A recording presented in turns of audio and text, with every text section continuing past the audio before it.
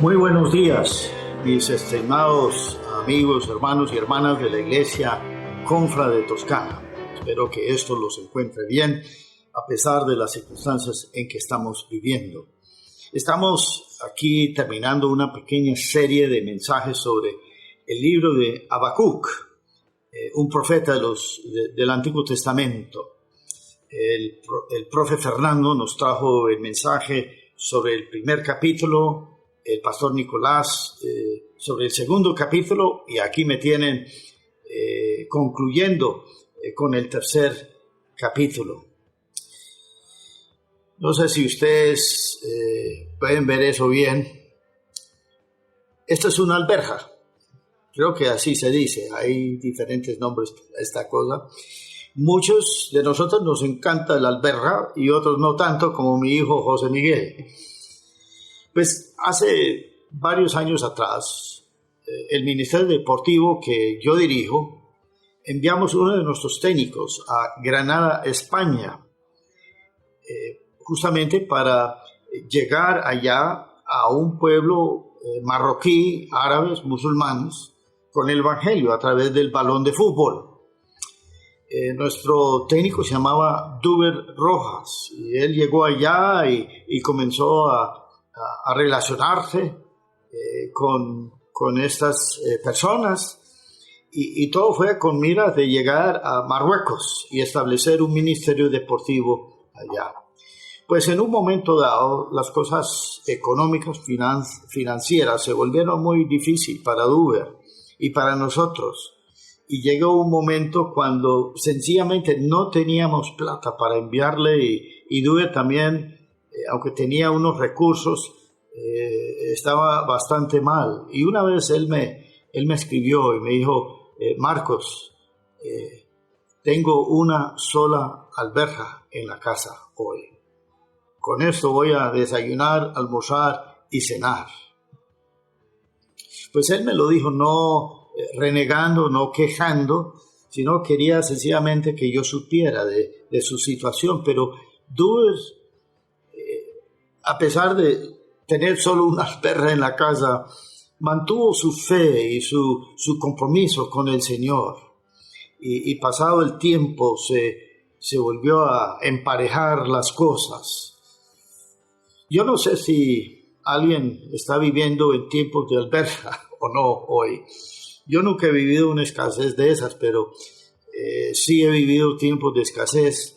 De pronto, algunos que me están escuchando esta mañana han vivido tiempos donde solo han tenido un hueco en la casa, o la nevera está vacía. De pronto hoy en día están en esa situación de crisis, de escasez. Pues estas situaciones dan para desesperarnos, ¿no? Para angustiarnos un poco.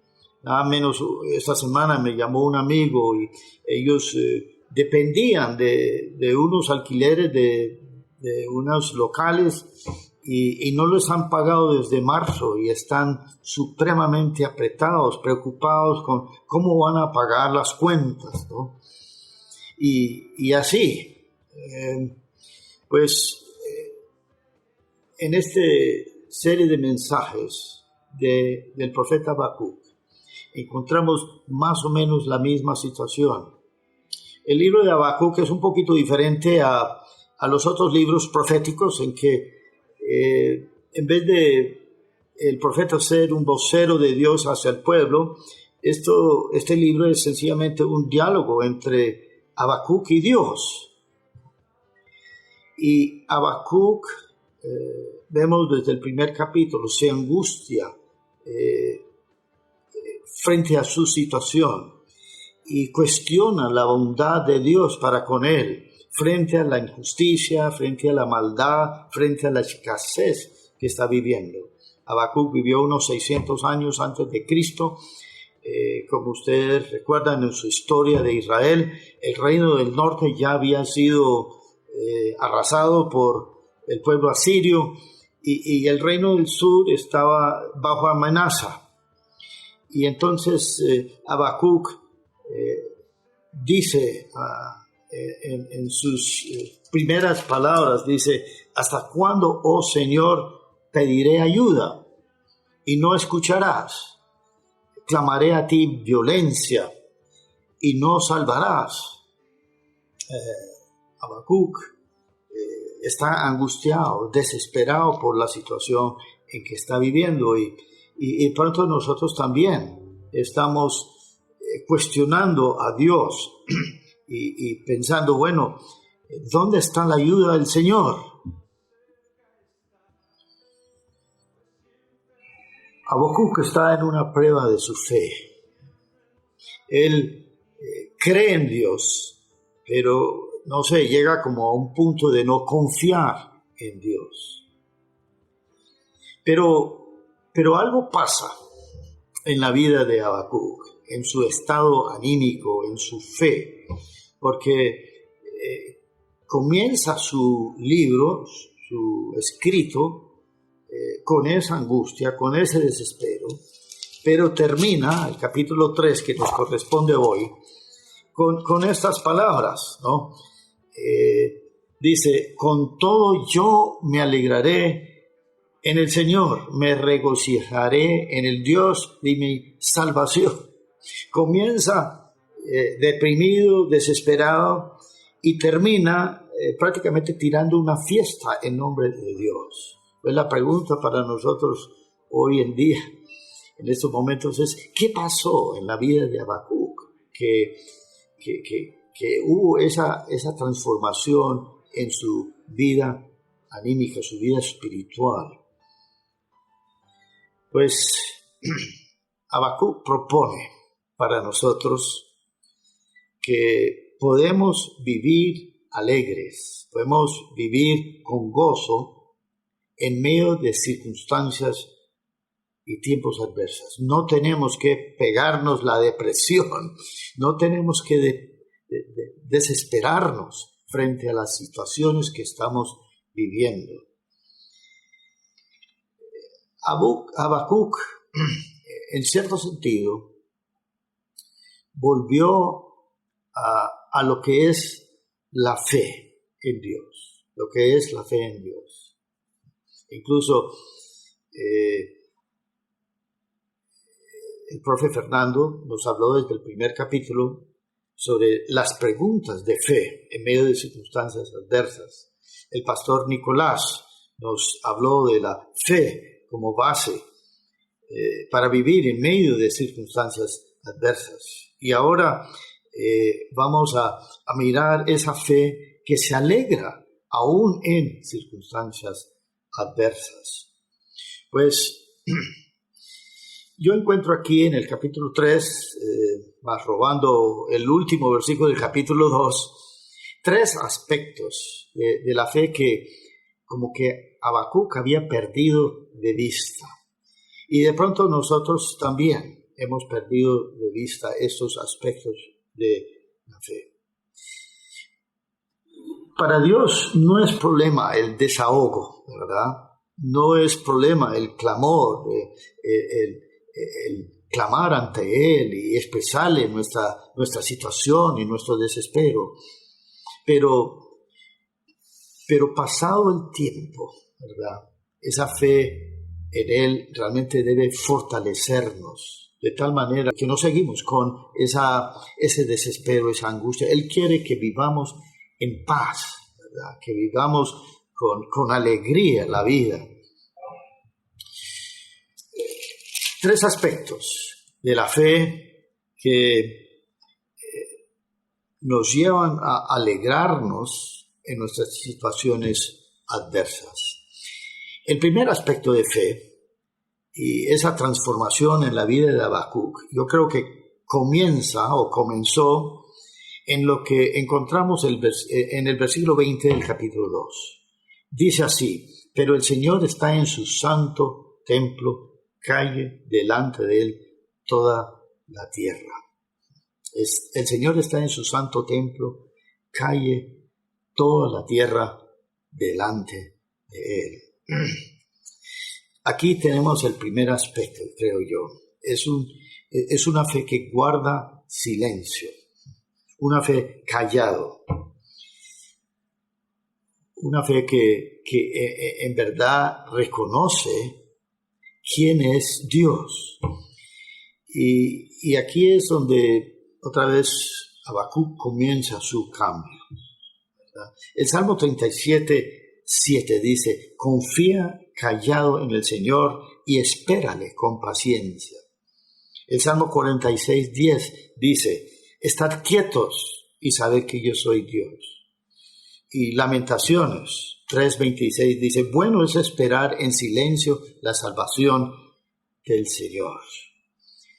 La verdad es que nosotros hacemos demasiado bulla, ¿verdad? En ese desespero, nuestra mente, nuestro pensamiento está dando 1000 vueltas y nos trastornamos nosotros mismos por esos pensamientos, por esa bulla, por ese clamor. Y así estaba Habacuc, ¿no? Pero Dios le dice: mira, calle delante de mí, guarda silencio ante mí. Pues esto de guardar silencio ante Dios tiene que ver con 2 o 3 cosas, me parece a mí. En primer lugar, tiene que ver con tener reverencia, con temer al Señor. Esa bulla que le hacemos, ese clamor que le hacemos en una forma persistente, cuando nos volvemos demasiado intensos con Dios, es como faltarle el respeto a Él. Él está en su santo templo. Y entonces, aunque el clamor está bien, pero debe llegar un momento en donde guardamos silencio, donde reconocemos con quién estamos relacionándonos, con quién estamos hablando. Y entonces debemos guardar silencio, debemos mostrar reverencia y temor ante Él. En segundo lugar, esto de guardar silencio, yo creo que da a entender que la vida no se trata de nosotros, sino que la vida se trata de Él, ¿verdad? Nosotros pensamos que el mundo gira en torno de nuestras vidas, ¿verdad? Vea, Señor, no, ¿por qué no me tiene cuidado? Y cosas así por el estilo. Pero la verdad es que la vida no se trata de nosotros, sino que la vida se trata de Él, de su voluntad, de su misión, de su plan en esta vida. Yo creo que esto fue algo que Jesús intentó enseñar a sus discípulos, que lo escuchamos en Lucas 14:26, cuando les dijo: si alguno viene a mí y no aborrece a su padre y madre, y a su mujer, y a sus hijos, a sus hermanas y sus hermanos, y hasta su propia vida, no puede ser mi discípulo. La vida tiene que ver con Él. Yo creo que David, el rey David, aprendió esto, ¿no? Y lo expresa muy bien en el Salmo 27:4, cuando dice: una cosa he pedido al Señor y esa buscaré, que habite yo en la casa del Señor todos los días de mi vida, para contemplar la hermosura del Señor y meditar en su santo templo. La vida se trata de Él y la fe nuestra debe reconocer eso. Y una tercera cosa acerca de esto de guardar silencio ante el Señor es dejar espacio a Él para que Él nos ministre, ¿no? Para que Él nos ministre. El otro día estaba con un grupo de amigos y estábamos hablando de la situación del país y todo eso, y había una persona ahí que dominaba la conversación y otro amigo trataba de decir algo y ella lo interrumpía y a veces tenemos al Señor así, ¿verdad? Él quiere hablarnos, Él quiere ministrarnos y nosotros con esa bullita, con ese afán de hablar, ¿no? Isaías 66:13, qué versículo tan impresionante. Dice: como una madre consuela a su pequeño o tiene en sus brazos para consolar su pequeño. Así quiero yo tenerlo en mis brazos para consolarlo. Isaías 40:11 dice, el Señor es como pastor que apacienta su rebaño, en su brazo recoge los corderos y en su seno los lleva. Cuando nos callamos ante Él, cuando estamos dejando espacio para que Él nos ministre, cuando tenemos la palabra de Dios abierta delante de nosotros, dejando que Él nos hable, Él nos ministra, Él nos quiere abrazar. Yo he estado en esas situaciones y he sentido ese abrazo del Señor, esa ministración del Señor. Pues tenemos que entonces apartar tiempo para estar a solas con el Señor, creo yo. No es por nada que Jesús sacaba toda una noche para estar con el Padre, y eso después de un día agitado de ministerio. Todos los días saca un tiempecito, no sé, busca un rincón de la casa, levántase temprano o acuéstase tarde, pero esté delante del Señor en silencio y reciba de Él su ministración. Hágale reverencia y verás que se va fortaleciendo en su fe, como ocurrió en la vida de Habacuc. Aquí llegamos a un segundo aspecto de la fe que pronto Habacuc había perdido de vista. Y precisamente me parece que llega este segundo aspecto de la fe porque está delante del Señor callado, escuchando al Señor. ¿Y cuál es ese aspecto? Pues lo encontramos en el capítulo 3, ya iniciando el capítulo 3, versículo 2. Escucha lo que dice: oh Señor, he oído lo que se dijo de ti y temí. Lo que se ha dicho de ti y temí. Y si leemos del 1 hasta el 16, Habacuc, en una forma muy poética, muy descriptiva, recuerda los hechos de Dios, los actos poderosos de Dios en la historia del pueblo de Israel. Habla aquí de cómo Él hizo esos milagros de pestilencia, de plagas en Egipto. Versículo 5, delante de Él va la pestilencia y la plaga siempre sigue sus pasos, ¿no? Se detuvo e hizo temblar la tierra. Y también habla de cuando Él abrió el mar rojo, ¿no? Con indignación, versículo 12, marchaste por la tierra, con ira hollaste las naciones, saliste para salvar a tu pueblo, y cómo el pueblo de Israel arrasó con los pueblos aledaños, ¿no? En su ida a la tierra prometida. O sea, el segundo aspecto de la fe es recordar. Es una fe que recuerda lo que Dios ha hecho en la historia, en tu historia, en nuestra historia.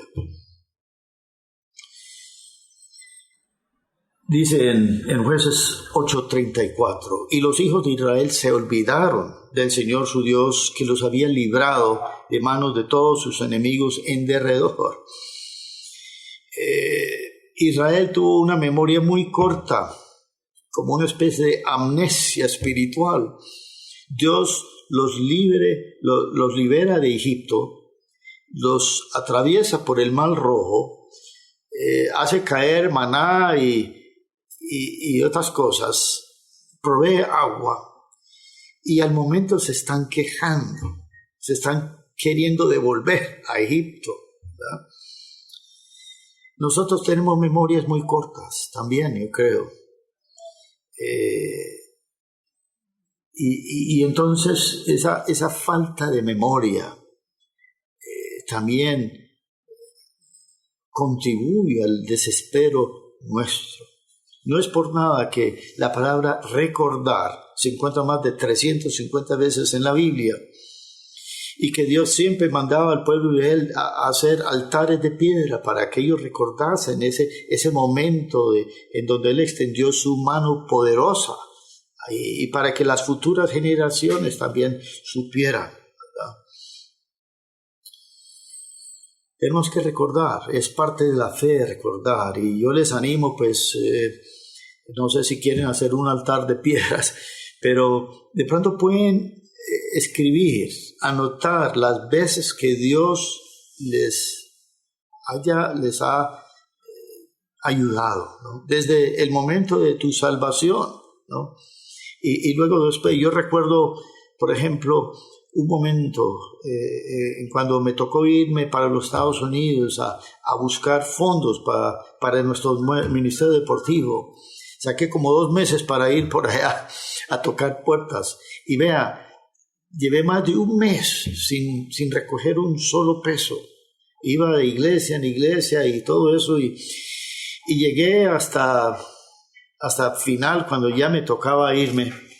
Y entonces una iglesia me invitó a compartir en el culto del domingo por la noche. Es en ese entonces cuando también las iglesias tenían cultos por la noche. Eran cultos no muy concurridos, pero me habían dado el espacio para compartir. Entonces pues yo acepté esa invitación. Pues yo amanecí esa mañana un poco deprimido y preguntándome, bueno, ¿yo qué hago acá? Y todo eso, pero abrí mi Biblia al Salmo 127. Si el Señor no edifica la casa, en vano trabajan los que la edifican. Y luego, versículo 2, es en vano que os levantéis de madrugada, que os acostéis tarde, que comáis el pan de afanosa labor, pues Él da a su amado aún mientras duerme. Y yo amanecí con ese versículo, con ese texto, y bueno, yo dije, Señor, aquí estoy. Entonces, esa noche compartí, y terminó el culto, y algunos llegaron ante mí a felicitarme, a saludarme, y de repente llegó un señor, se me acercó, pero como yo estaba con otras personas, no quiso interrumpir, pero nos miramos, y entonces él con su boca, sin decir nada, me dijo, yo tuve que como mirar 2 o 3 veces cuando él decía eso. Me dijo, ¿te puedo dar un cheque por $50,000? Y cuando yo vi que él me había dicho eso, cuando yo entendí, hombre, yes, you can, sí puedes. Y yo recuerdo eso, y ¿por qué me voy a angustiar en estos días, verdad? Sabiendo los hechos y la forma como Dios me ha provisto para nosotros en el pasado. Haga esa lista, y póngase a recordar en familia, ¿no? Las veces que Dios te ha ayudado. Pues ese recorderis en la vida de Habacuc comenzó a fortalecerle aún más, ¿no? Entonces llegamos al tercer aspecto de la fe, que yo creo que Habacuc lo sabía, pero no sé, se había pasado por alto, no sé. Este tercer aspecto es una de las lecciones más antiguas, más predominantes en toda la palabra de Dios. Leemos 3:17. Dice, aunque la higuera no eche brotes, ni haya fruto en las viñas, aunque falte el producto del olivo, y los campos no produzcan alimento, aunque faltan las ovejas del aprisco, y no haya vacas en los establos. Con todo yo me alegraré en el Señor, me regocijaré en el Dios de mi salvación. El Señor Dios es mi fortaleza, Él ha hecho mis pies como las de ciervas y por las alturas me hace caminar. Hay una versión en inglés que dice, me gusta esa última frase, por las alturas me hace caminar, dice, siento que soy el rey de la montaña. ¿Cuál es ese tercer aspecto? Es una fe que no se fija de las circunstancias, sino en Dios mismo. Una fe que no se fija en las circunstancias, sino en Dios mismo. Aquí nos damos cuenta que las circunstancias adversas de Habacuc no habían cambiado, incluso de pronto se habían empeorado. No había comida, ¿verdad? Prácticamente. Y con todo eso, Habacuc dice, yo me regocijaré en el Dios de mi salvación. El que había cambiado era Habacuc, ¿verdad? ¿En quién y en qué ponía su fe? Pues Habacuc aquí en estas cortas palabras usa tres términos, tres títulos para Dios, y estos tres títulos, nombres para Dios, abarcan más de lo que podemos expresar aquí esta mañana. Dice ahí en el versículo 18, con todo me regocijaré en el Señor, Yahweh, ¿verdad? El Dios del pacto, el Dios yo soy, ese Dios que en formas poderosas liberó el pueblo de Israel, el que nos liberó a nosotros, ¿verdad?, de la condena del pecado sobre nuestras vidas. Dice entonces, en la segunda parte del versículo 18, dice, me regocijaré en el Dios Elohim, el Dios Elohim, el Dios soberano, el Dios único en poder y majestad. Como expresa el profeta Isaías en Isaías 40, ¿verdad? El Dios eterno, el Santo Israel, el creador de los confines de la tierra. Y luego dice en el versículo 19, el Señor Dios es mi fortaleza, el Dios Yahweh Adonai, el Señor de la creación. En fin, el único Dios, el Dios que creó con solo una palabra el universo, el Dios que está más allá del universo, el Dios que envió a su propio Hijo a morir, a resucitar por nosotros, el Dios de la vida. El otro día estaba hablando con un vecino, es un jovencito ingeniero, algo creidito, y me dijo, Marco, yo no tengo que creer en Dios, yo tengo la ciencia me dice que no hay Dios, y yo le dije, espérame un momentico, hermano, vos te has olvidado de algo, ¿verdad? Te has olvidado de Jesucristo, una figura histórica, ¿verdad? Una figura histórica donde hay testimonio histórico de la vida, de la pasión de Jesucristo. Jesucristo que vino, se encarnó, murió, resucitó al tercer día y ahora está a la diestra de Dios. Es el Rey de reyes y Señor de señores. Él está sobre el trono. Ese es el Dios en cual confía Habacuc. Y entonces Habacuc aprende, ¿verdad?, a no poner la mirada en las circunstancias, sino poner la mirada en Dios mismo, ese Dios increíble, poderoso, que puede con todo, que se ha demostrado en muchas veces en nuestras vidas. Encontramos a Habacuc en el primer capítulo como una cucarachita aplastada, ¿no? Pero aquí él termina como con otra imagen, ¿no? La de una cierva.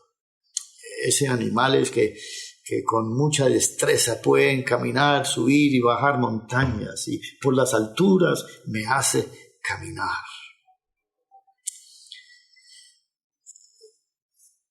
Nuestro amigo Duber Rojas murió el 7 de julio. Después de una lucha corta y muy dura con el cáncer de estómago, dejó una esposa y 3 hijitos. Oramos y oramos por su sanidad. Pero es que nuestro Dios es Dios de la vida eterna. La muerte no puede con Él. Y Dewey, a pesar de su dolor, a pesar de estar de pronto pensando en esa esposa y esos 3 hijos que iba a dejar, él dijo: yo me alegro, yo me regocijo en el Dios de mi salvación. Y Dewey hoy día está en la presencia del Señor, gozando y esperándonos a nosotros. Pues ¿cómo vamos nosotros a desesperarnos, a angustiarnos, cuando tenemos un Dios así, un Dios de vida, un Dios que todavía está en el trono, un Dios que tiene en la mira todo este universo y tiene en la mira tu propia vida? Él tiene bajo control nuestras vidas. Les quiero dejar con un pedacito de video, menos de un minuto, de las palabras de un gran evangelista llamado Billy Graham, que ya pasó a la gloria también, sobre este mismo texto. Escuchan y sean bendecidos. Gracias. Habakkuk said, Lord, please tell me what you're doing. And God said, no, I'm not going to tell you, Habakkuk, because if I told you what I was doing, you wouldn't believe it. If God today told us what He's doing in the world, we wouldn't believe it. Don't you think God's given up and God's abdicated and God's left the throne? He hasn't. He's still on the throne. And those of us that know Him put our trust in Him and Him alone. I don't put my trust in Washington. I don't put my trust in the United Nations. I don't put my trust in myself. I don't put trust in my money. I put my trust in the Lord Jesus Christ. When all the rest of it fails and crumbles and shatters, He'll be there.